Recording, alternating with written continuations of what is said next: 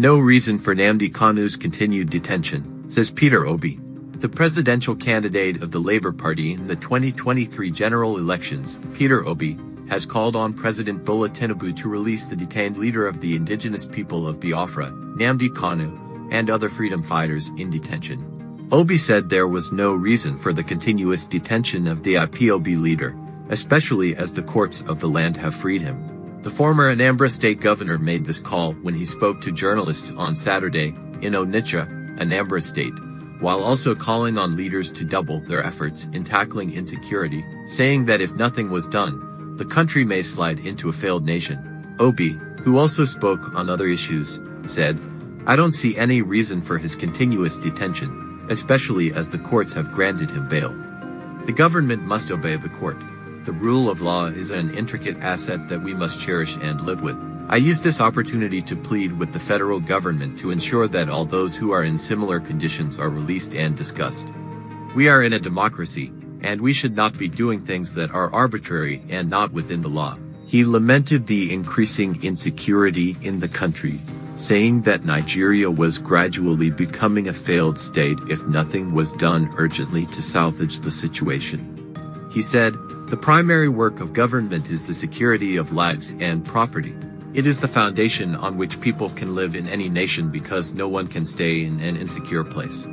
It is worrisome what is happening in Nigeria with the news of killings, abductions, and other vices that have made Nigeria one of the most insecure places on the earth. In fact, it is leading to a failed nation.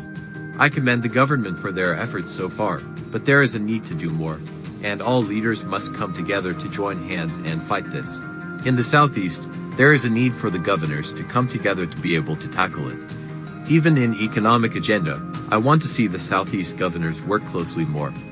We want to see them come together and also bring together other groups in the zone." Obi expressed displeasure on the ongoing protests in Kenya, saying that the destruction of the government's assets and property brings setbacks to any country. "I am against riots or destruction of government assets and property because it is still scarce resources that we are going to use to repair them.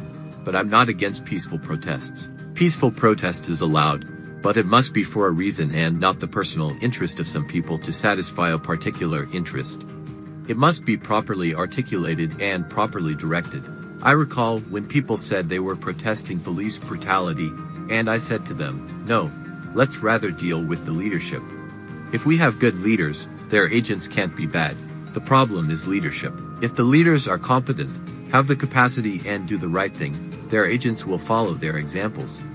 I want to use this opportunity to say that all those who are being held because of one protest or the other should be released. Whether it is freedom fighters, NSRS protesters, or even because of freedom of speech, be it journalists, let them all be released immediately. We are in a democratic country, and people have the right under the Constitution to express themselves freely. They also have the right to peacefully protest, and we must listen to them. We must listen to those who say they are not happy. That is why it is a democratic nation. We should stop acting dictatorial and behave as if this is not a democratic country," he added. On whether there are plans for him to join other politicians to form a mega party to oust the All Progressives Congress, Obi said he had no such plans. He said, "I will rather say that I am more particular on how the poor Nigerians can feed. I would rather talk about things that are affecting Nigerians today. We politicians are preoccupied with elections, and that is not what I am after. I am talking about how we reduce the price of food. Our people are dying of hunger. How do we make life more conducive for the poor Nigerian? How do we make our people earn more money? How do we pull people out of poverty? That should be our concern, and not forming a mega party. But if forming a mega party is to be able to provide all these things I have illustrated, then I am all for it. But if it is for state capture, so that politicians can take power and continue with the consumption that we are seeing today, I will say no. But if it is to move the country to production, then I will say yes." Stay tuned for more updates. Happy Sunday.